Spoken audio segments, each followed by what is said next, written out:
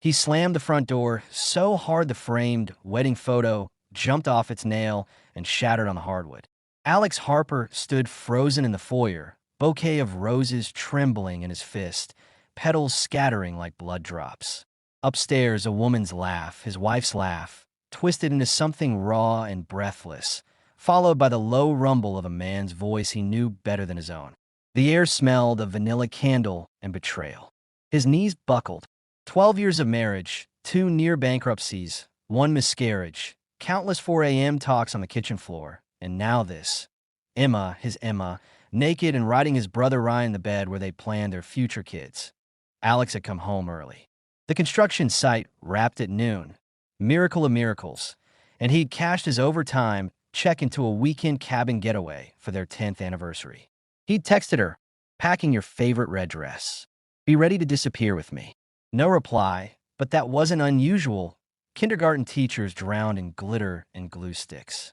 He'd stop for Thai takeout, her pad kee mao with extra basil, humming their wedding song under his breath. The radio DJ even dedicated it to all the hard-working husbands surprising their queens. Alex grinned so wide his cheeks hurt. He pictured Emma's squeal, the way she'd launch into his arms, legs around his waist, the same way she had the day he proposed in the rain outside her classroom. He noticed Ryan's pickup in the driveway and felt a flicker of warmth. Little brother had been couch surfing since his fiancée bailed 3 months ago. Alex planned to invite him to the cabin too. Family, right? He grabbed the takeout bags, the roses, and tiptoed inside like Santa Claus, rehearsing a goofy speech. "Mrs. Harper, your chariot awaits," complete with spring rolls and 0 cell service. The house was quiet except for the upstairs murmur. He kicked off his boots, crept up the creaking stairs he'd meant to fix for 2 years. The bedroom door stood ajar, a sliver of afternoon light cutting across the hallway runner. That's when the giggle floated out. Emma's, but throatier, the one she saved for when he kissed the spot behind her ear. Then Ryan's voice, husky. "We've got maybe an hour before he's home." A moan, the wet slap of skin. Alex's heart jackhammered, so loud he was sure they'd hear it. He nudged the door with the rose stems. The world tilted. Emma straddled Ryan reverse cowgirl, sundress rucked up to her waist, blonde hair spilling down her bare back like a curtain he used to part every morning. Ryan's hands that had once helped Alex build their deck, gripped her hips, guiding her rhythm. The headboard knocked the wall in a beat Alex knew by heart. Emma's head fell back, lips parted, whispering, "We have to stop. God, don't stop." Ryan laughed, the same laugh from when they were kids stealing sips of Dad's beer. Alex's vision tunneled. The Thai food slipped from his fingers, cardboard containers bursting, noodles splattering the baseboards like crime scene evidence. The crystal vase hit the floor and exploded that Ryan's eyes snapped to the doorway. "Alex!" Emma shrieked, yanking the duvet. Their duvet, the one she cried over when the store only had King left, to her chest. Ryan scrambled for his boxers, tripped, crashed into the dresser. Alex couldn't move. His mouth opened, but no sound came. The roses dropped stem by stem, thorns pricking his palm, blood mixing with crushed petals. Emma's face crumpled. "Baby, it's not." She reached for him. Alex backed away, heel catching the top stair. He windmilled, caught the banister, and bolted. Downstairs, he grabbed his keys from the hook shaped like a heart. Emma's craft project from year 2. The front door slammed again, this time outward. He peeled out of the driveway, tires screeching, Ryan's truck shrinking in the rear view. His phone buzzed. "Emma, please come back. Let me explain." Then Ryan, "Bro, I'm sorry. It just happened." Alex hurled the phone into the passenger footwell. It kept buzzing like a dying insect. He drove until the city thinned into cornfields, pulled into a Motel 6 with a flickering sign promising HBO and heartbreak. Checked it under cash, no ID. Room 12 smelled of mildew and someone else's cigarettes. He sat on the polyester bedspread, stared at the water stain on the ceiling shaped like the ultrasound photo they'd lost at 10 weeks. The tears finally came, ugly, snotty, the kind that scared children. He punched the mattress until his knuckles split, then curled fetal, boots still on, whispering her name like a prayer and a curse. Midnight. A soft knock. 3 taps, pause, 2 more. Their old secret code from when they dated and her parents hated him. Alex's pulse spiked. He cracked the door. Emma stood under the buzzing neon, mascara rivers down her cheeks, clutching their leather-bound wedding album like a life raft. 5 minutes, she said, voice shredded. Then I'll disappear forever. Alex's hand tightened on the knob. Speechless still, he stepped aside. She entered, set the album on the wobbly table, opened to a photo of them cutting cake. Emma smashing frosting on his nose, both of them laughing like the world couldn't touch them. She traced the image with a trembling finger. I was lonely, she started, the words scraping out. You were gone before sunrise, home after dark, covered in sawdust and apologies. Ryan listened. He made me laugh when I forgot how. One night we drank the wine you bought for our anniversary and she choked. I'm pregnant, Alex. I don't know whose. The room spun. Alex found his voice, raw as gravel. How could you look me in the eye every morning? Emma sank to the carpet, knees buckling. Because I'm a coward, and because I still love the way you leave me notes in the coffee tin. She pulled one from her pocket. You're my favorite reason to wake up early. His handwriting. Alex turned away, stared at the black window reflecting 2 broken people. Weeks bled into a gray blur. Alex moved into his parents' basement, the one with the wood paneling and his old Nirvana posters. He worked 16-hour shifts, came home smelling of tar and sweat, collapsed on the twin bed that still had his high school girlfriend's initials carved in the headboard. Therapy on Thursdays. A kind-eyed woman named Dr. Patel who made him name the feelings. Rage like molten steel, grief like drowning, love like a splinter he couldn't dig out. Ryan showed up drunk one night, slurring apologies through the screen door. Alex decked him, felt the crack of tooth on knuckle, then vomited in the azaleas mom prized. Emma filed for separation, left the house to him in a manila envelope that smelled like her vanilla lotion. He found her journals in the attic, pages praising the way he fixed the leaky faucet without being asked, how he danced with her in the kitchen to commercials, how safe she felt with his calloused hand on her back. He read until dawn, then burned sage in every room like the internet said. Though the smoke just smelled like loss, he adopted a rescue, a mutt from the shelter. Mangy, one ear torn, named him Lucky because irony tasted better than despair. Morning runs with Lucky became ritual, pounding pavement until lungs burned, until the image of Emma's hips rolling on Ryan faded to static. He started a mentorship program at the community center, teaching boys how to swing hammers and hang doors, how to apologize when you screw up, how to love something bigger than your pain point 3 months later. A text. Ultrasounded too. Can you come? Just as a friend. Alex stared at the screen until it went dark. He showered, shaved for the first time in weeks, drove to the clinic with Lucky's first still on his jeans. The text spread gel on Emma's belly. The whoosh-whoosh of a heartbeat filled the dim room. A grainy image flickered, tiny fists racing pulse. Something cracked open in Alex's chest. Not forgiveness yet, but spaced in the hallway afterward, fluorescent lights humming. Emma whispered, I named her Lily. After your mom's garden. Alex nodded, throat thick. I can't be your husband again, he said. But I won't let her grow up thinking love is a wrecking ball. Emma's tears splashed on his boots. He hugged her, awkward, platonic. Final point 1 year later, Alex's new apartment smells of sawdust and baby powder. A co-parenting calendar magnets to the fridge, green dots for his weeks, purple for Emma's.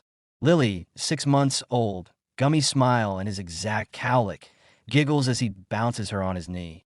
Emma drops her off every Friday, lingers just long enough to comment on the new bookshelf he built. No lingering touches, no what-ifs. Ryan moved to Oregon. Birthday texts arrive like clockwork, unanswered. Emma's 5 minutes stretched into an hour on that motel carpet, her voice cracking like thin ice over a river of regret. She laid it bare. The first time Ryan's hand brushed hers while passing a coffee mug. The second time when Alex missed their anniversary dinner for an emergency rebar pour. The third when Ryan whispered she deserved to feel wanted, and she believed him. It wasn't the sex, she said, eyes fixed on the album's cake smash photo. It was the attention. You gave me your exhaustion. He gave me his time.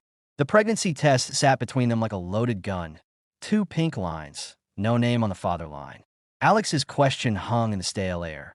How could you kiss me goodnight, knowing his mouth had been on you hours earlier? Emma had no answer, only fresh tears that soaked the collar of the hoodie she'd stolen from his drawer the day she moved out. He didn't sleep after she left. Dawn found him on the motel balcony, watching semis roar past on the highway, each one carrying someone else's life forward while his lay in pieces. He drove to the house that no longer felt like home, boxed his clothes in silence, left her journals on the kitchen island with a sticky note. Read these when you remember who you were. The dog shelter opened at 9. Lucky chose him, licking salt from his cheeks before the paperwork was signed.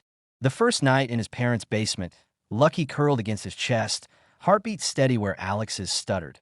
Therapy became church. Dr. Patel taught him to name the monsters. Betrayal tasted metallic.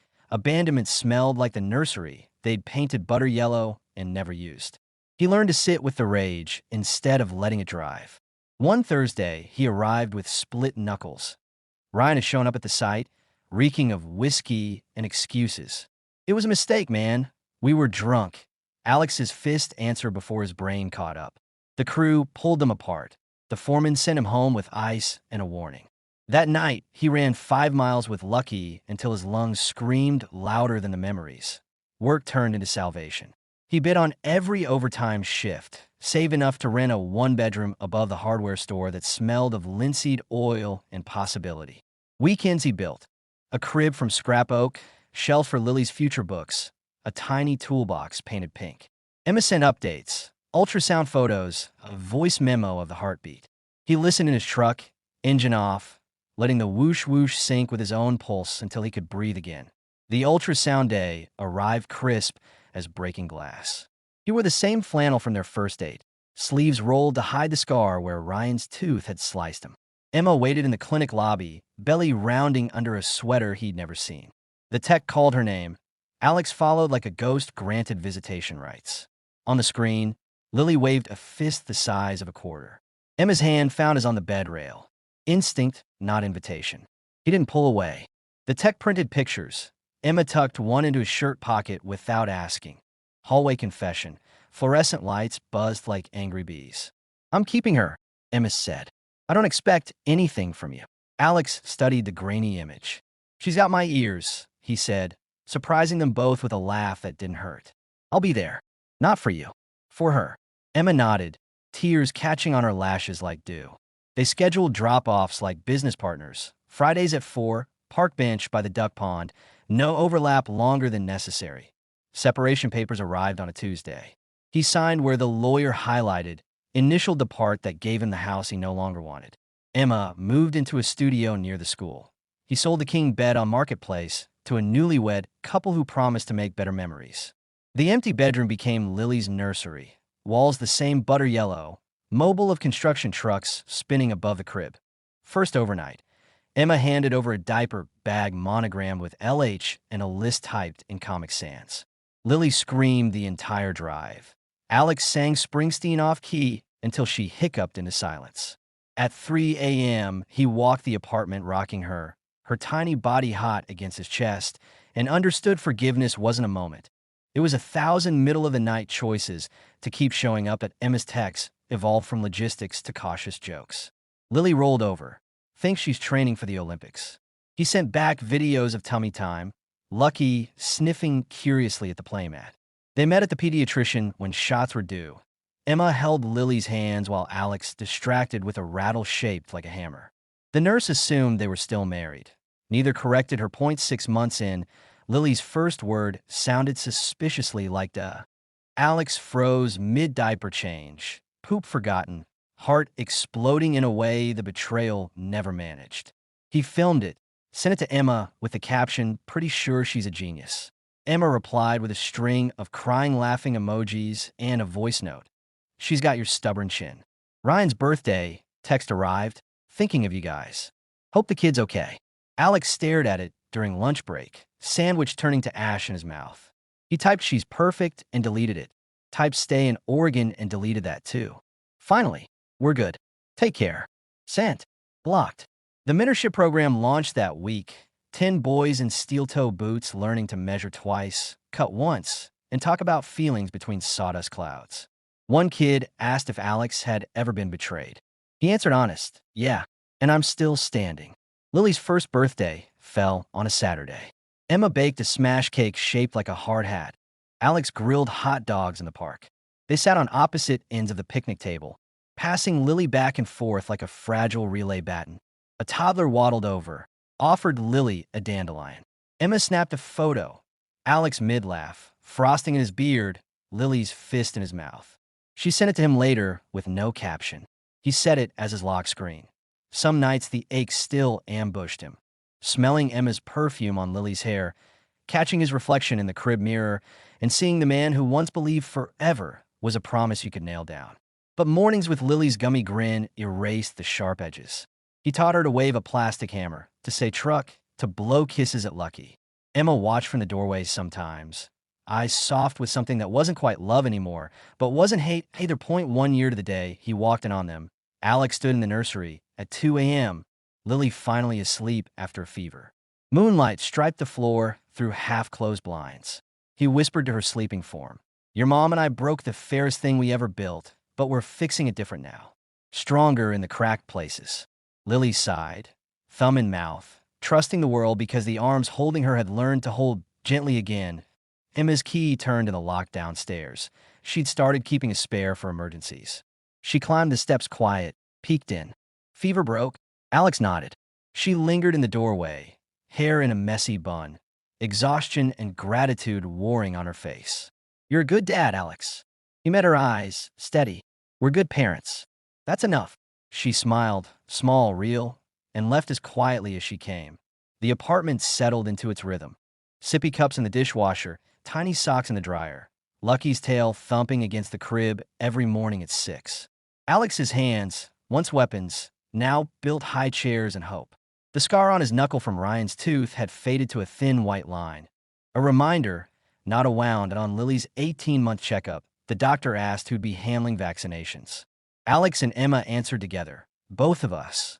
In the parking lot, Lily asleep in the car seat, Emma said, "I start teaching summer school next week. If you ever need extra time." Alex cut her off gentle. "We've got a system. It works." She nodded, got in her car, waved through the window. He watched her taillights disappear, felt the familiar twist in his gut, and for the first time it didn't hurt. It just was.